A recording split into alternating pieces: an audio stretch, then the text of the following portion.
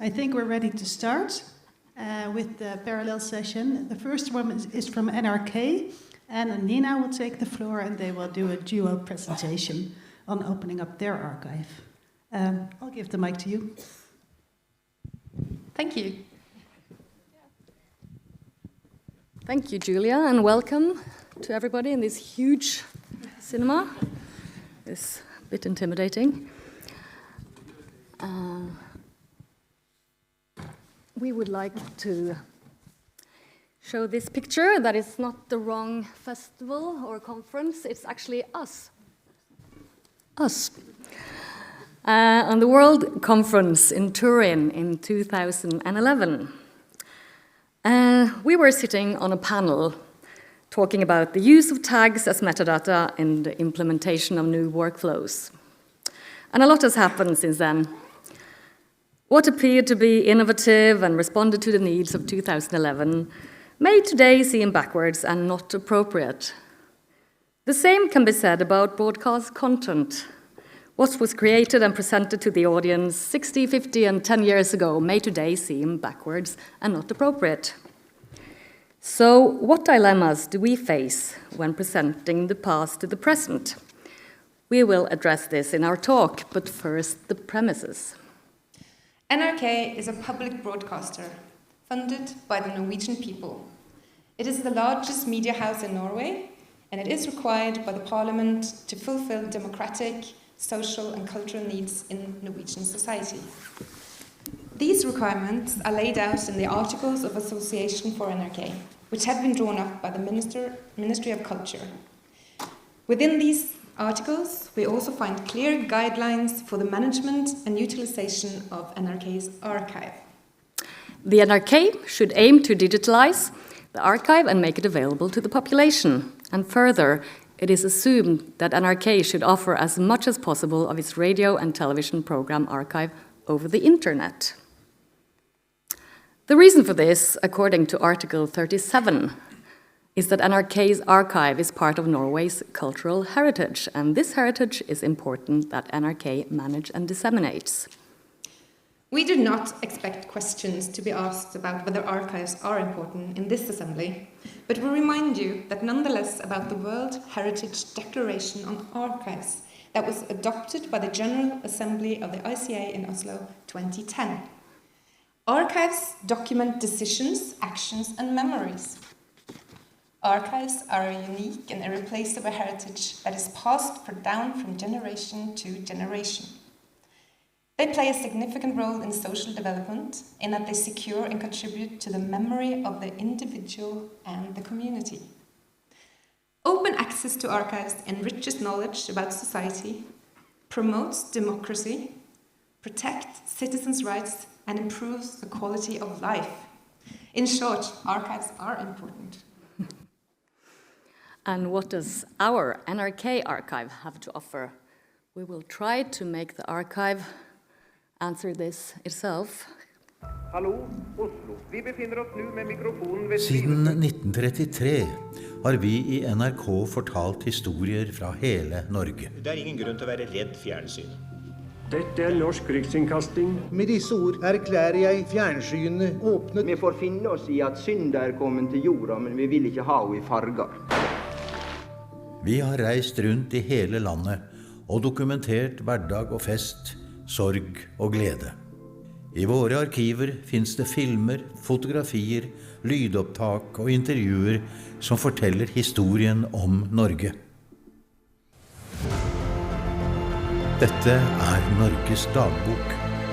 Den sier noe om hvem vi er og hvorfor, sånn at vi kan forstå hverandre bedre og ettertiden kan forstå oss.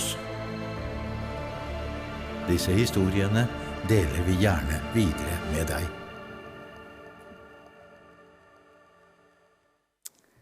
Beautiful. That was NRK Archive, and this is NRK's strategy. As you may recognize in the top blue line, the strategy is heavily based on our requirements as a public service broadcaster, naturally. And who else can help to strengthen and develop democracy, offer explanation and context, as well as delight with content that no one else has made and therefore does not have, than a public broadcast archive that has preserved partially monopolized content since the 30s. But where to start? Through collaboration with the National Library as well as a large-scale in-house digitization, NRK's archives has gone from this to this. And we are proud to announce that our radio and television production collection are fully-ish digitized. The next step forward was to find out where to make the archive content available to the public. In 2012, we launched our new online player, NRK TV, where the audience would find premieres side by side with selective archive material. Our radio player was not launched until a couple of years later, and today we will focus on how the archive has shared the television content. We had a platform, but we did not have the rights to publish most of our content. Even self-produced content includes several external rights holders who have a legitimate claim to compensation. So, one of NRK and the archive's most important tasks since the player was launched has therefore been to negotiate appropriate rights agreements that allow us to respond to the assignment, offer as much as possible of our program archive to the public. We've had various agreements which has given us different guidelines, which in turn has influenced what we can offer to the public, but last year we were very pleased to land the best agreement so far in terms of accessibility. It applies to all NRK's own radio and TV productions older than 2015. It gives NRK the right to publish entire programs in the streaming services NRK TV and NRK Radio. Clips can be published alone at NRK NO. Clips can be published in linear productions as long as they contain elements of new editorial content. And clips and excerpts can be published on social media. An agreement like this has been a game changer in the effort to make our entire archive available. But with the funds, the files, the rights, and the opportunity to share what we believe is Norway's most important and also most entertaining archive, we also have a gigantic task ahead of us. Hundreds of thousands of programs from the 30s until 2014 to be prepared and published through systems not built or scaled for a task like this. Again, where to start? Good question. We have experienced different challenges during different periods of the publishing process, and we have boiled them down to 5 dilemmas. Requirements versus strategy, first versus last, speed versus thoroughness, availability versus visibility, and last, NRK Archive versus NRK TV. First dilemma. As described, we were to fulfill NRK's requirements as a public broadcaster as well as deliver on NRK's own strategy. In practice, this meant we should both make available as much as our archive as possible, while at the same time present content that explains, show context, and delights. 2 thoughts at the same time. We chose to land on 2 parallel workflows. One for mass publishing of all our content, and one workflow for priority content we wanted to curate for the audience to discover and choose. The former workflow is based on chronological or categorical publishing of content with little research and review, a minimum of metadata, and generic still images like this. The prioritized workflow involves content criteria, content description, and still images with title key art. This content is also displayed in the online player's various subcategories, including, of course, the archive category, which the archive itself is responsible for curating on an ongoing basis. And the most legendary comedy and drama series even get a place on the front page itself. And this content naturally receives a very different and much higher rating than anything else of the archive. But what content should we offer the audience first? And what content could wait? Or be published with minimal metadata and thus also minimal chances of being discovered? What were the expectations from our audience, from the public stakeholders, and from the rest of NRK. Through internal discussions as well as input from the public, we ended up with a list of criteria. Unique, popular, important, sheds light on the present, requests from the audience, in use by educational institutions, and rarities. These guidelines provide direction and a framework, but they also create a debate, as they are discretionary and not objective. What is unique and what is important? And what is the next dilemma, Nina? Thank you for asking. This is speed versus thoroughness. Making an archive of this size available is a massive job, and cooperation has been essential. We've had close contact with the technology department, the content producers, the online player editorial team, the analytics department, our public service team, and not least the legal department. Cooperation across the organization has been rewarding, necessary, and has also promoted and anchored the publishing project. So the benefit of collaboration and dialogue are indisputable, but is also very time-consuming. We had to find a tipping point between speed and thoroughness to operationalize the rights agreements within the duration of the agreement, that is 5 years. And we needed to establish principles rather than discuss individual cases again and again. And here we have experience that the archive has a strength in that our job is to have an overview, to manage entire collections, not particular programs, and to know the full publishing process from digitization all the way out to the public.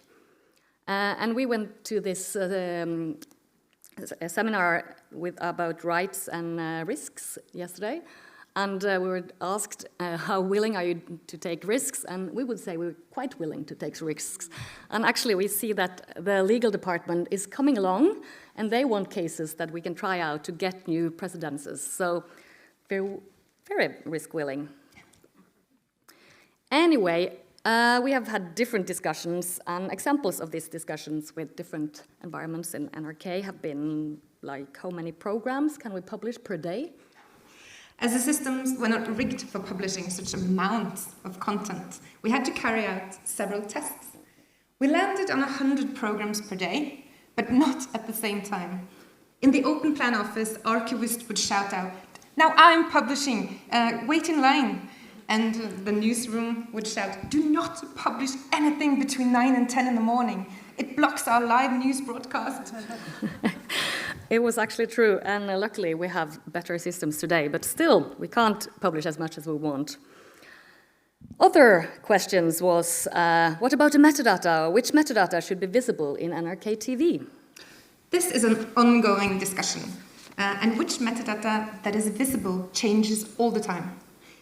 As an archive, we cannot change mandatory metadata in our internal systems according to what information is visible to the public at any given time. And it has to be said that it is difficult to motivate content editors to apply invisible metadata. Are purchased formats included in the agreement, like, The Masked Singer or Have I Got News for You?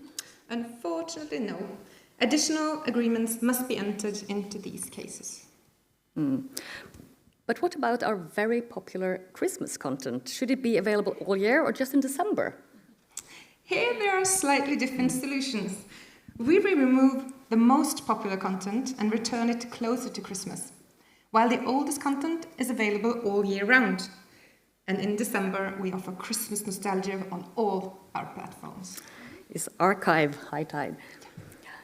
And what about bad, boring, embarrassing, and offensive content? Should this be made available? Again, a good question. That brings us to the next dilemma. Availability versus visibility. It has been necessary for us to clarify to the organization that there is a big difference between making content available and making it visible. As of today, NRK TV contains over 200,000 programs, and the majority of these are little or never seen. But why do they need to be available? Let's remind you, we have our requirements and we have our strategy, both of which point to the fact that the NRK archive is a cultural heritage and should be available to the Norwegian public. even the boring and offensive content. But it does not mean that it should be displayed up front in our online player, unless something happens in society that needs historical context. Then it's easy accessible because we have already published it. A principle is therefore, NRKs should have a low threshold for publishing content, a high threshold for removing it, and the content that we curate for a contemporary audience. This means that we publish everything, also the uninteresting and controversial content. In some cases, we anonymize metadata when we receive requests from contributors, and occasionally we also remove parts of or entire programs. But as an archive, we of course preserve the original metadata in our internal systems, and we do not actively present content that hasn't stood the test of time. Speaking about time, it has become clear to us that time works both for and against us. What was okay a few years ago is perceived differently today. At the same time, things that were very difficult many years ago can be completely unproblematic today. Let's look at some examples. In NRK TV, you will find newsreels that was shown weekly in cinemas in the years 1941 to 1963. In the war years, this was part of the propaganda of the occupying power, which had control over the Norwegian press. On the 7th of May program, you see a video from a German town where the residents are trained to use the Panzerfaust weapon. The narrator says enthusiastically, "It's as simple as it looks. Yes, even women can manage to use this weapon." Later, the same year, you see happy Norwegians waving Norwegian flags and celebrating liberation from the German occupying power.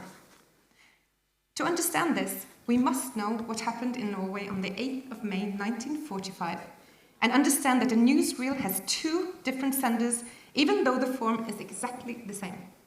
We must know our history, or we have to present the content with the context. Another example is this program, where we meet a fully dressed NRK profile, interviewing 12-year-old naked boys in a sauna. We would never do this today. A popular number during the opening of the Norwegian television in 1960 will today be seen as cultural appropriation. But it was extremely popular among the mainstream audience back then. We also have content that tried to make a satirical commentary on racism, but failed miserably, even in its own time, and seemed wildly racist in the 90s. All of these programs and more you will find in NRK TV today, but you will not see them promoted on the front page or in a category, unless presented as a curated concept created to explain and to show context. And because of this huge range of content, we cannot leave the presentation to algorithms alone and trust that the result will be relevant and acceptable for a contemporary audience yet. We have other examples of content that may appear offensive, but due to form and concept have nevertheless been promoted. This beloved comedian played all the main characters, including Ali, in one of NRK's most popular comedy series ever. In this context, it has been argued that this, which is an example of blackface, also has an inclusive function. On the front page of NRK TV today, you will find a comedy series from 2008 on the same row as new content from 2023.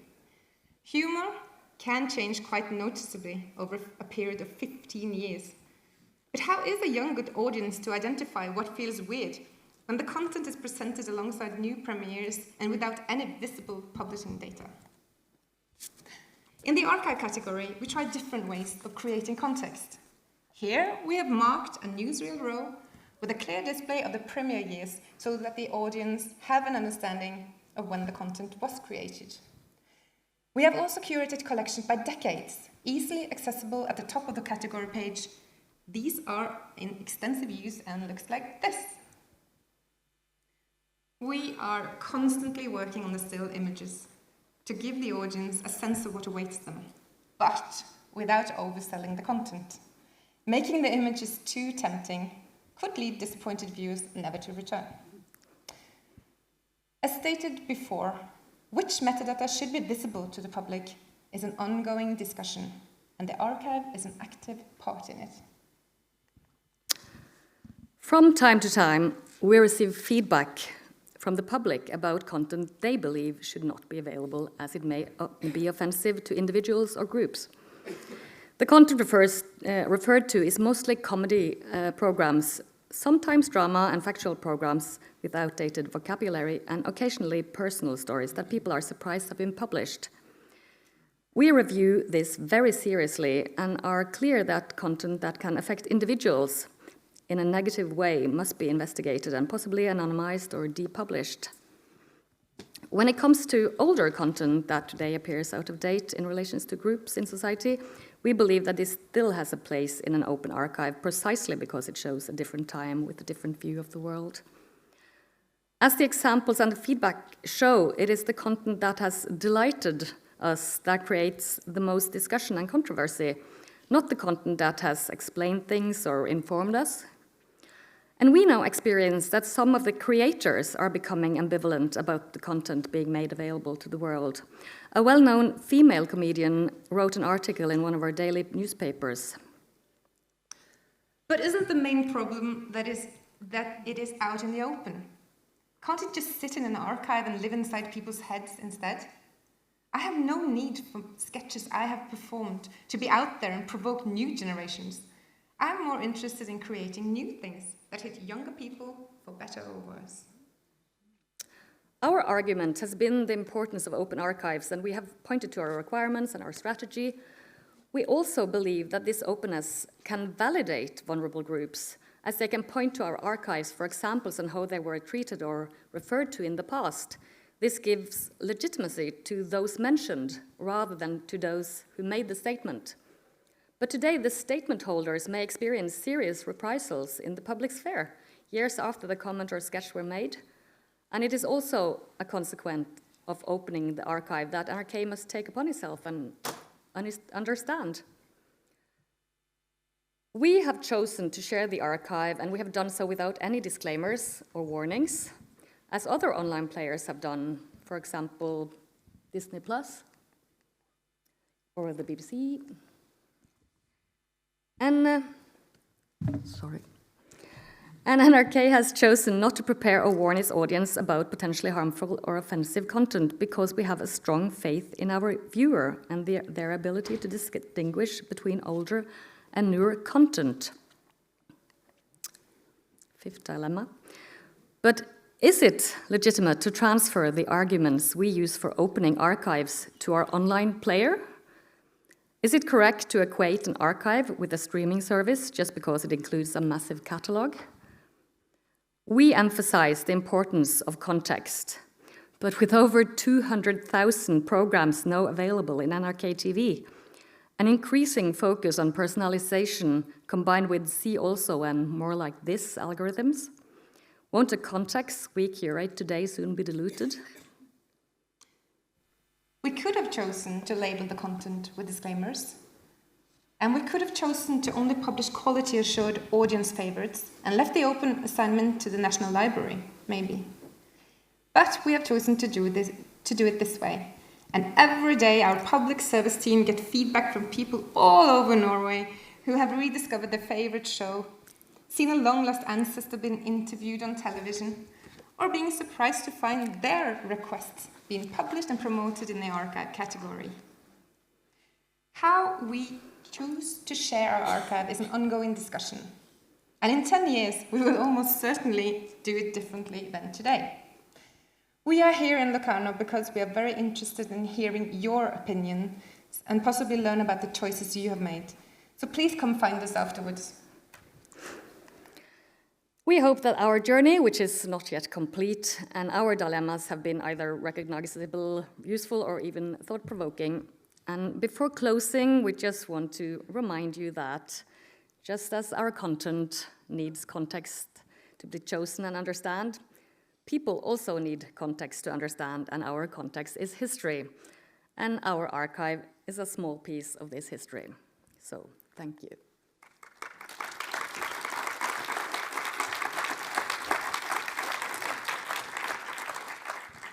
Thank you very much, Anne and Nina. Very interesting presentation, very relevant for Sound and Vision, but I think for many archives. Are there any questions? I think we have room for some questions. Please raise your hand. Yes, Louise?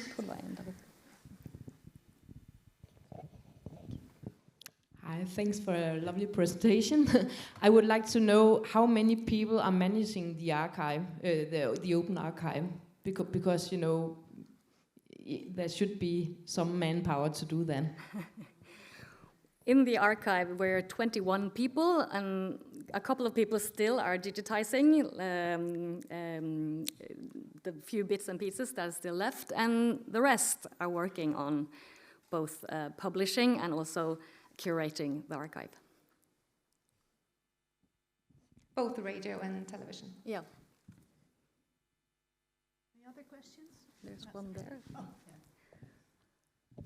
That was brilliant. Thank you so much. I just wanted to ask about the talent that commented. I mean, that amazing comment from the comedian who didn't want her archive out there, which is just such a strange response. Was that an unusual response, or did you get lots of talent coming back saying, thank you for showcasing my content? Was that very unusual? Well, actually, we wondered a bit about this because especially comedians that's come back and said we don't really want our content shown has been female, and we've been wondering about, is it the response in social media that female comedian gets in comparison to male comedian? I don't know, but it's actually been like, because the male comedians or other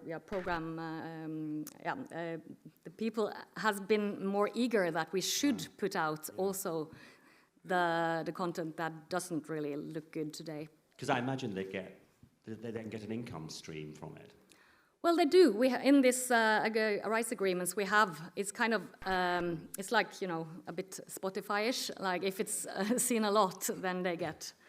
We don't really know the code of how they get their money, but the money should go to the rights holders. So yes. And could there be a creative dialogue that happens? So when you get a contemporary comedian looking back to her past, is there a sort of creative endeavour that could come out of that, where she is looking back to the sort of comedy she did earlier and maybe offering a contemporary commentary?